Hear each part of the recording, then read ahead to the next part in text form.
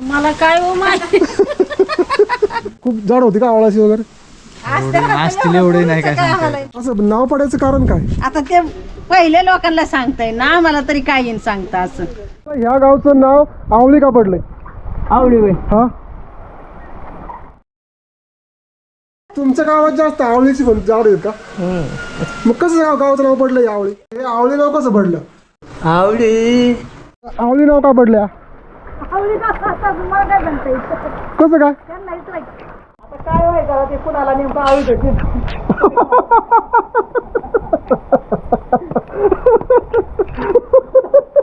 काय सांगताय आता.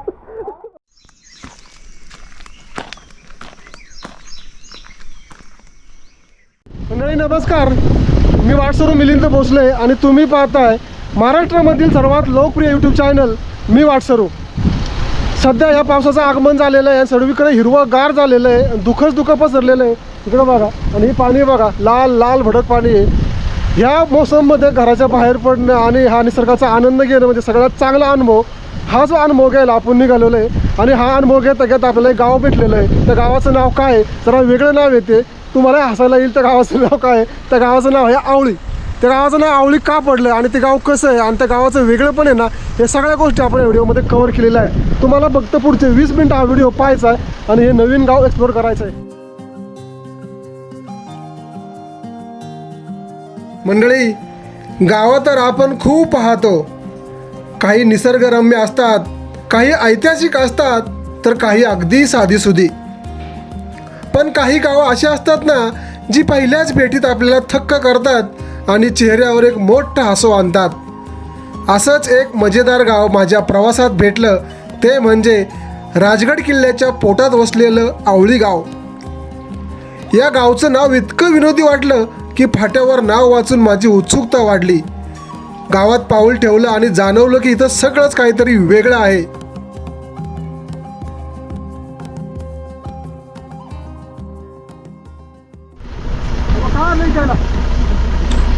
काय काय आणलं? मस्त आहेत. कुठलं? नदीचं कसं केलं? चला मोर.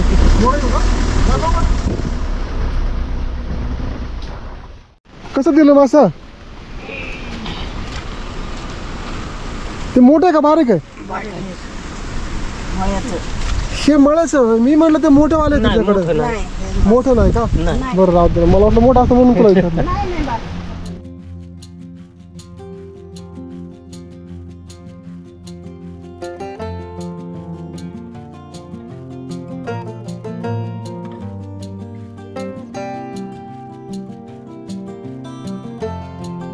फाट्यावरून गावात वळालो, ते सिमेंटच्या रस्त्यावरून. काही वर्षापूर्वी गावात जाण्यासाठी कच्चा रस्ता तर सोडा, पण साधी पायवाट देखील व्यवस्थित नव्हती. आठवड्याचा बाजारसुद्धा डोक्यावर आणावा लागायचा.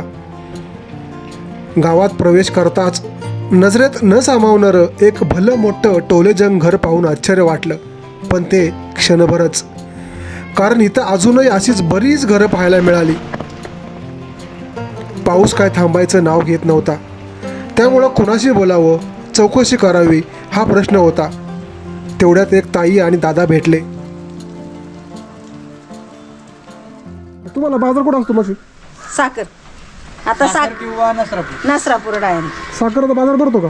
भरतो, पण एवढा नाही भरत पहिल्यासारखं. पहिल्या पूर्वी जास्त भरायचा, पण आता जे आहे ना, कसे आता लोक सगळे हिंडतात ना, त्यामुळे म्हणजे इकडे जाईन तिकडे बाजार आणतात. पहिलं म्हणजे कसं होतं, असं होतं की जर आता पावसाळा दिवस यायचं म्हणलं तर एकदम बाजार आम्हाला गुटीचा भरायला लागायचा. पहिली सोयीच नव्हती ना काय. आता सुविधा झाल्यात, आता रोड बीट झाल्या. उलट आता एसट्या बंद झाल्या. नाही एसट्या जरी बंद झाल्या ना, तरी पहिली सुविधा अशी होती, पाय वाटाशिवाय वाट नव्हती आम्हाला. ही पण नव्हती रस्ता? नाही ह्यो रस्ता अजिबात नव्हता, आता झाला.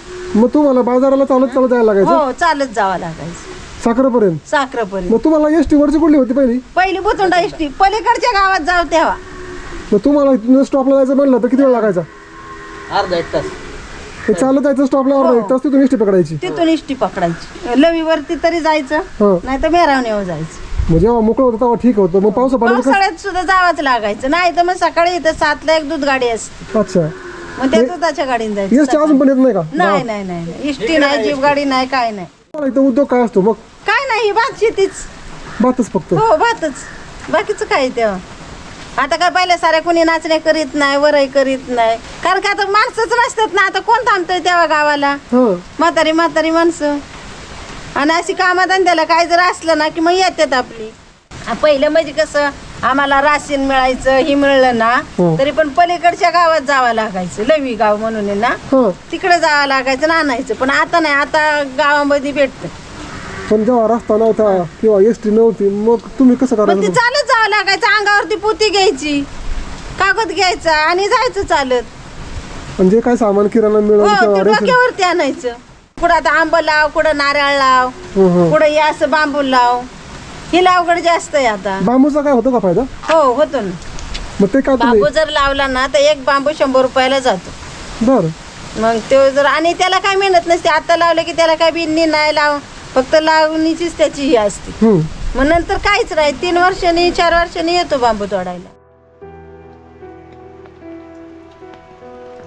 गावातील सांडपाणी वाहून जाण्यासाठी केलेली व्यवस्था ही पर्यावरणपूरक अशी होती.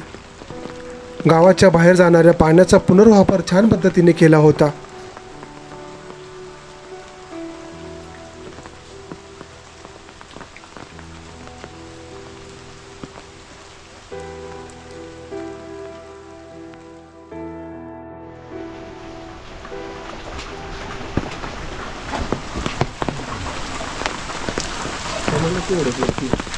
हे बघा मंडळी, आपण जे मागाशी घर पाहिलं ना, त्या घरासमोर पाईपलाईन करून आहे ना गोमूत्र बाहेर काढलं होतं. त्यांनी असं बघा एका ठिकाणी साठवलं आहे आणि त्याचं खत म्हणून वापर करतात. लहान सहान गोष्टी यांनी बारकाईने पाहिलेल्या आहेत आणि त्या रोजच्या आहेत. त्यामुळं काय होतं, दुहेरी फायदा होतो. एक स्वच्छता राहते आणि दुसरी गोष्ट म्हणजे आपल्याला खत पाणी पण मिळतं. आता ही फणसं बघा फक्त त्या खतावर आहेत.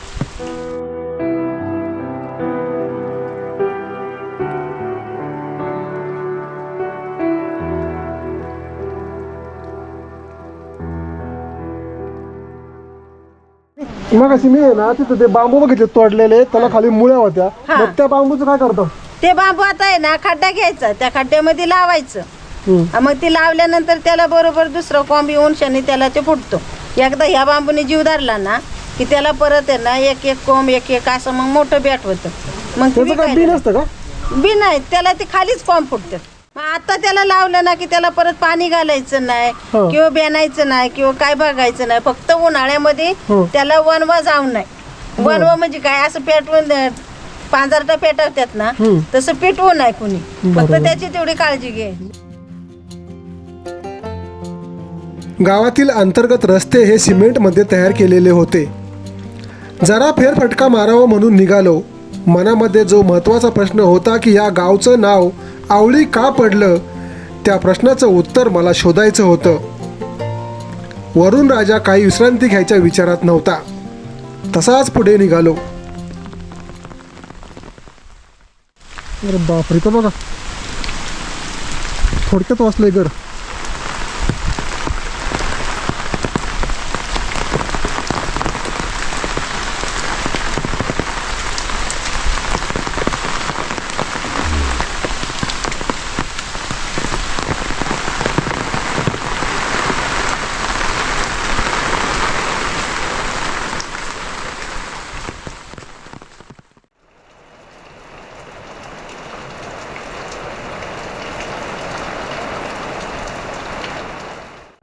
घराच्या आजूबाजूला बघितलं असं बारीक बारीक शेड केले, ते काय साठी? तिथं मागं पण होतं, घरासमोर इथं पण आहे. ते घरात नाही मानत का? नाही ना, ते म्हणजे एंट्री मधून हा ते आपली तिकडे परत जरा कोला बावला असतो ना, हा. त्याच्यामुळे बाहेर आम्ही सोडत नाही. पण त्याला काय ते बियाणं आहे बाहेर? नाही नाही, जाळी आहे ना, 3 प्रकारे सर्व जाळी मारलेली. त्या फक्त कोंबड्या आहेत का? कोंबड्यांना कोंबडे. मग ते आपला असं व्यवसाय म्हणून करता का घरगुती? घरगुतीच करतो. पाणी गिरायक आलं तर कोंबडं द्यायचं देवांना, कोंबड्या ठेवायचे अंड्यांना, अंडी गावते. आणि ते कसं विकता तुम्ही? 10 रुपयाला एक अंडे. आणि कोंबडी 400ला, कोंबडा 800.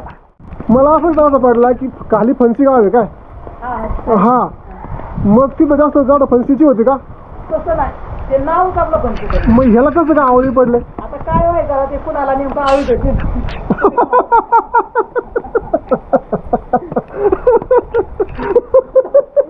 काय सांगता मला काय वाटलं इथं झाड होती आवळीची म्हणून.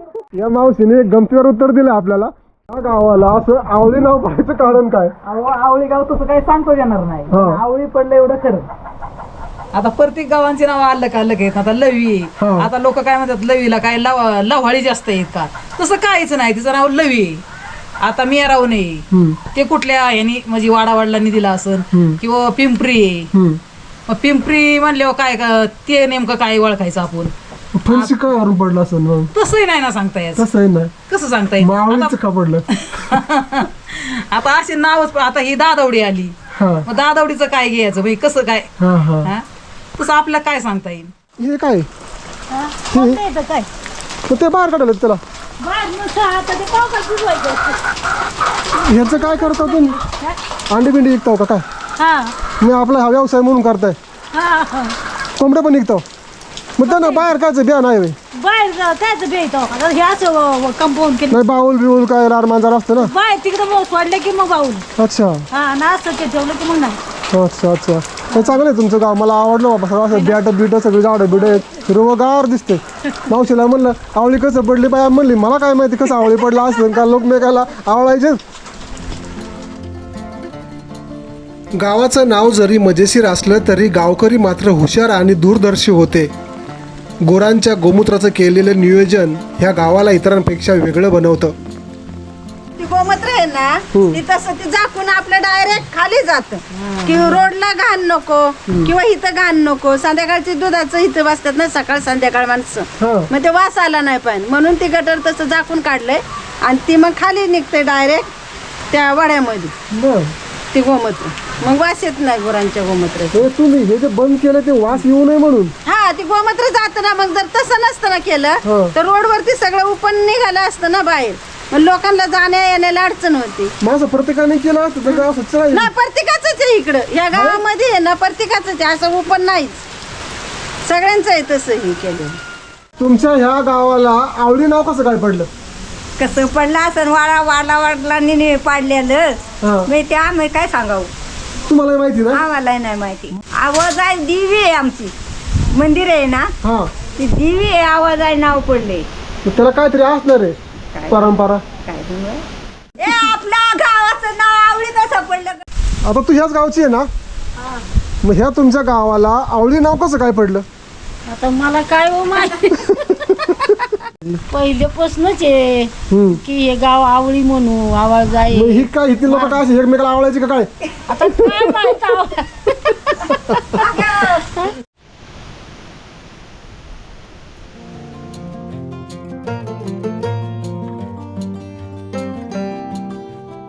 कुठला असतो? इंद्रायणी इंद्रायणीत करतो का?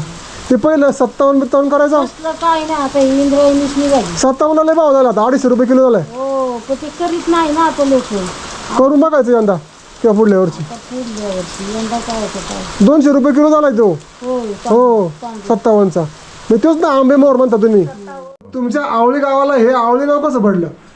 आवळी गाव म्हणजे असं आमच्या आवाळजाई देवी. हा आवाळजाई देवी एक पूर्वी त्या कोकणामध्ये म्हणजे कोकणातनं देवी आली असं म्हणतात लोक आपल्याला माहिती आहे. बरं. तर त्या पायामध्ये ते खडा आला होता त्याचा आवळा होता. त्या आवळ्याच्या त्या आवाळजाई देवी ह्या येऊन झाडाखाली तिथं बसली. त्यामुळं लोक ही गावाचं नाव आवळी. पण आता ते आवळी टोपण तसंच रेकर्डाला विखुरत आहे. बरं. पण त्या आवळी म्हणजे त्या आवळ जायचे त्या आवळ्यामुळं ते गाव पूर्वी म्हणतात लोक आवळी. पण बरं. मग तेच राजगड म्हणलं. किल्ल्याच्या पायथ्याला हे आवळी गाव आहे. 6 महिन्याचा असताना माझं वडील वारलं.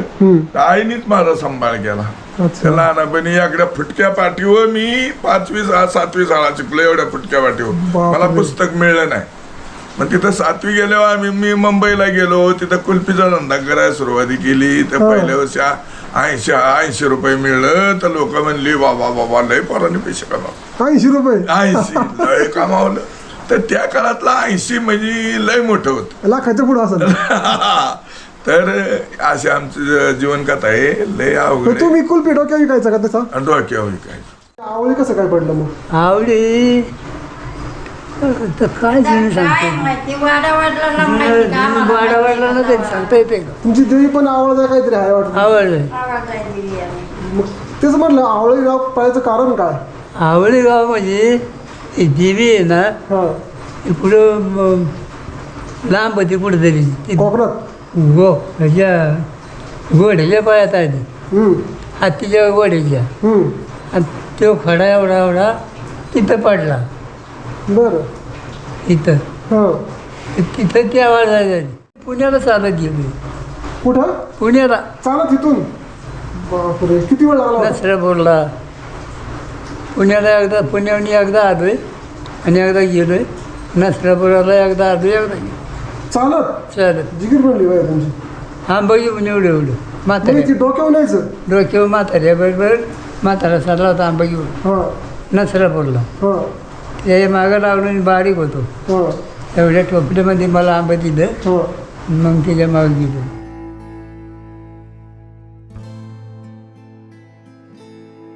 एकुलता एक लेक अचानक जाण्याचं दुःख कोणत्याही आईबापाच्या वाट्याला येऊ नये. उतार वयातील आधार तुटून जातो. आजीबाबांनी एवढं मोठं डोंगरा एवढं दुःख पचवलेलं आहे. किती जरी सोन्याचं खायला घातलं तरी त्या गोष्टी माणूस विसरणार नाही. तिथून पुढे झाली दोघी कशी झाली चांगलं होतं बैल होती गाडी होती हां म्हशी होत्या गाया होत्या हां, म्हणजे माणसाचं असं जगायची इच्छा राहत नाही, असं उमेद माणूस खचून जातो. आता हे बघा एक म्हशी पाहिली तुझ्या पोरांसाठी हां येत नाही त्याचंही होत नाही देखरेख आता पूर्ण करायची नाही, बरोबर आहे. 24 तास कामाला जायचं.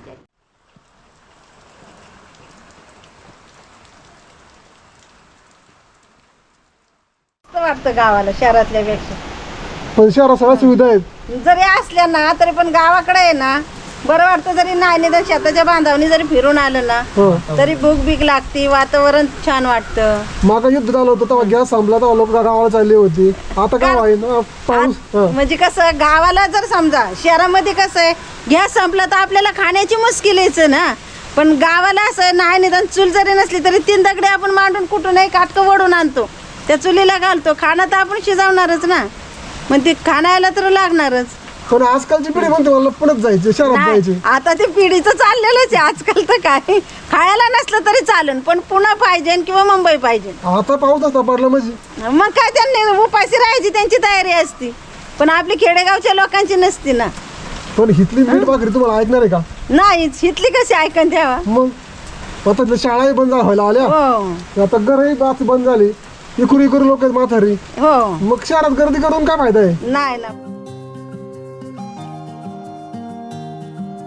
मंडळी, थोडक्यात सांगायचं तर हे गाव केवळ तिथल्या रचनेमुळे मजेदार नव्हतं, तर तिथल्या माणसांच्या आनंदी आणि चिंतामुक्त स्वभावामुळे मजेशीर होतं.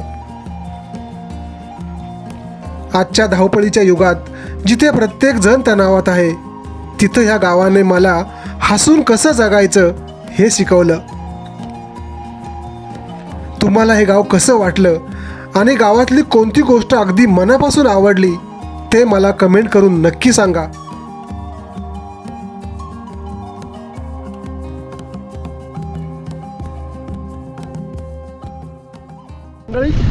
धन्यवाद, तुम्ही हा व्हिडिओ पाहिलात.